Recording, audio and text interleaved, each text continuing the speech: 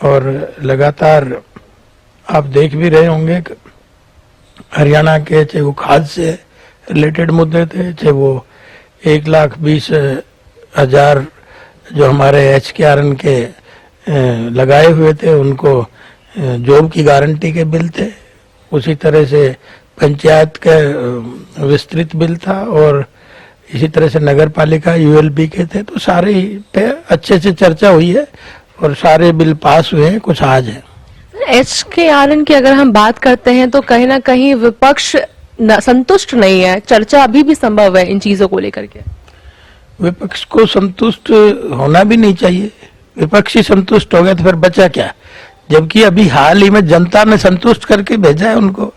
अब यहाँ असंतुष्टता दिखा रहे हैं तो वो एक अलग बात है, लेकिन ठेकेदारी प्रथा को हमारी सरकार ने बंद किया है। लोग ठेके पर लगने के बाद ठेकेदारों के चंगुल में फंस जाते थे और ठेकेदार जैसा इस्तेमाल करते थे, सैलरी नहीं देते थे।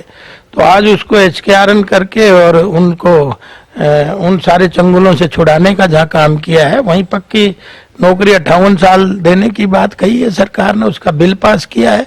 आज HKRN में लगने वाले जो बच्चे हैं बड़े खुश हैं हरियाणा प्रदेश में, क्योंकि ये नहीं चाहते कि HKRN में लगे, HKRN पक्के हों, तो उसके ऊपर विरोध कर रहे थे। उसका जवाब मुख्यमंत्री जी ने दिया। आज 2 ध्यानाकर्षण प्रस्ताव दिए गए हैं जिस पर चर्चा होने वाली है। एक तो कांग्रेस के द्वारा यानी आफ्ताब अहमद, बीबी बत्रा, गीता भुग्गल के द्वारा दिया गया है कि जो पोस्टर्स लगाए जाते हैं, जो बैनर्स लगाए जाते हैं दीवालों पे, तो किस तरीके से पर्यावरण में दिक्कत होती है, सुंदर नहीं लगता है प्रदेश, उन चीजों पर चर्चा होने वाली है। चलो, तो उन्होंने अपने हिसाब से उठाया होगा, लेकिन अच्छी बात है अगर पोस्टर कोई नहीं लगाता है, बैनर नहीं लगाते हैं, तो ये तो अच्छी बात है। और सही बात भी है कि अपोजिशन की कोई अच्छी बात हो तो हमें एक्सेप्ट भी करनी चाहिए। एक और ध्यानाकर्षण प्रस्ताव रखा गया है, वो है आदित्य चौटाला के द्वारा रखा गया है कि किस तरीके से अगर जो 100 गज जो भूमि अनुसूचित जातियों को दिया गया है, वहां पे प्रबंधन सही तरीके से नहीं होती है।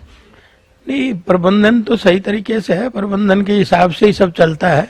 ठीक है, कहीं कहीं कमी कमजोरी होगी उसको दुरुस्त करेगी सरकार। तो बहुत शांतिपूर्वक तरीके से, बेहतरीन तरीके से आज की चर्चा रहने वाली है, चाहे 5 विधेयक जो आज चर्चा करने के बाद पारित होगी या एक को जो पुनः स्थापित किया जाएगा, तो बहुत शांतिपूर्वक तरीके से होने वाली है। बिल्कुल शांतिपूर्ण तरीके से होने वाली है। और अगर शांति को कोई भंग अपोजिशन का करता है तो हमारा काम है शांति बनाए रखना। हम एक एक बात का जवाब देंगे सदन में। चलिए, एक आखिरी सवाल कर लिया जाए। आज विधायक दल की बैठक होने वाली है, तो क्या कुछ चीजें रहने वाली है उस विधायक दल की बैठक में? कितने दिनों की बैठक, यानी आज केवल आज की है या फिर कल भी रहने वाली है? क्या कुछ चीजें इस बैठक की रहेगी? देखिए, मेरे को जानकारी आज की बैठक की है। विधायक दल की बैठक हमारे शीर्ष नेतृत्व आएंगे, केंद्र से हमारे प्रभारी जी आएंगे, संगठन मंत्री जी आएंगे, प्रदेश अध्यक्ष आएंगे, मुख्यमंत्री जी उसमें होंगे। तो विधायक दल की बैठक में संगठन को लेकर मेरे ख्याल में चर्चा होगी विस्तार से, आगे किस तरह से संगठन को गति दी जाए।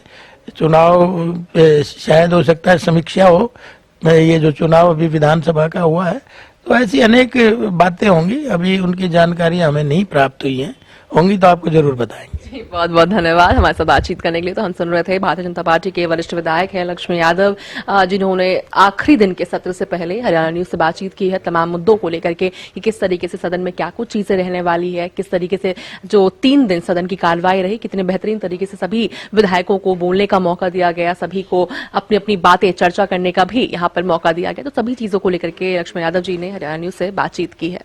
चंडीगढ़ से कैमरा पर्सन निहाल के साथ अपराजिता श्री, हरियाणा न्यूज।